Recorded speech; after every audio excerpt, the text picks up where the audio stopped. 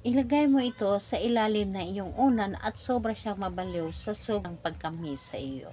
Hello mga guys, kumusta kayo? Panibagong araw, panibagong video na naman tayo. Sa araw na ito ay isa na namang video ang aking ituturo sa inyo na simpleng gabay o simpleng pamamaraan na makakatulong sa atin.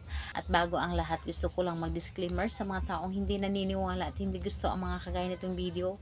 Please skip this video and maghanap kayo ng video sa gustong gusto nyo, dahil ang video na ito ay para lamang ito sa mga taong naniniwala and gusto mag-try. Sa lahat po ng mga nagko-comment dito sa aking video dito sa loob ng aking channel, mag-ingat sa lahat ng mga nagre-reply sa inyo na dinadala kayo sa kanilang WhatsApp in imo app upang makaiwas po tayo sa scam. Ngayon po, ituturo ko sa inyo paano siya mababaliw sa sobrang pagkamis sa inyo. Ito ay pwedeng gawin sa parehas ng kasarian, babae to babae and lalaki to lalaki, and syempre naman sa ating babae at lalaki na mag-partner. And ayun po, pwede ito sa magkalapit at magka-LDR.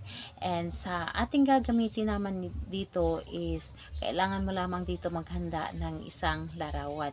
So, larawan lamang ni target.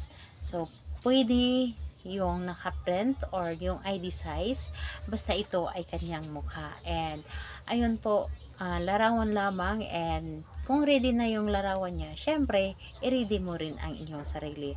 Sa lagi kong sinasabi sa inyo na dapat ay buo ang inyong loob sa paggawa nito at paniniwala. And dahil po kapag ikaw po ay kulang sa paniniwala at nagdududa ka, sayang ang inyong effort sa paggawa nito dahil hindi ito gagana. Dahil sa paggawa natin ng ritual, kailangan natin dito ang iyong buong paniniwala at tiwala, dahil yun po ang isa sa mga kailangan natin sa paggawa ng ritual para ito ay mapapagana. So ngayon po ay kapag ready ka na, pwede mo na itong umpisahan. So dito po sa larawan niya ay iyo lamang itong titigan. Iyo lamang itong titigan at kausapin mo lamang. At ito ay iyong halikan. So kausapin mo lamang ito, and ayun po, sambitin mo lamang ang kanyang pangalan at kausapin mo siya na para bang siya yung kausap mo ng personal. Halimbawa, yung pangalan niya at apelyido, at sabihin mo na sobra-sobra mo akong mamimiss. Ako lamang ang laging nilalaman ng iyong puso at isipan. Ako lamang ang gusto mong makita. Ako lamang ang gusto mong makasama. Ako lamang ang gusto mong makausap. Ako lamang ang mamahalin mo habang buhay. Mamahalin mo ako ng higit pa sa iyong sarili. Mamahalin mo na walang kahati. Ako at ako lamang ang mamahalin mo habang buhay.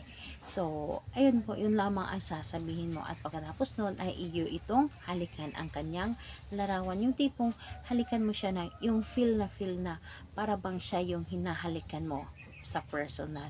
So, pagkatapos nun, ito ay ilagay mo sa ilalim ng inyong unan at ito ay iyong higaan ng 3 araw. And asahan ninyo, yung taong ginawa mo nito, laging kakabahan, lagi kanya may miss, at ikaw lamang ang gusto niyang makita sa araw-araw. So, ayan po, salamat po sa inyo. Bye bye everyone. God bless us all.